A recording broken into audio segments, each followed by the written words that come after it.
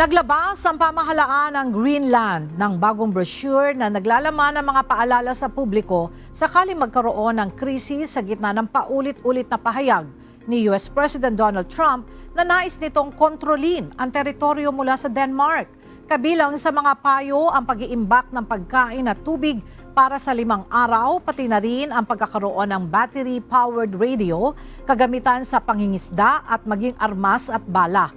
Ayon sa Self-Sufficiency Minister ng Greenland na si Peter Borg, ang gabay ay isang insurance policy lamang at hindi inaasahang agad na magagamit bagamat iginiit ng punong ministro na kailangang maging handa ang teritoryo sa anumang posibilidad.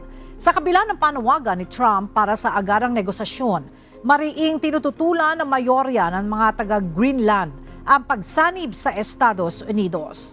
Base sa isang survey, 85% ng mga Greenlander ang tutol na mapasailalim sila ng Amerika.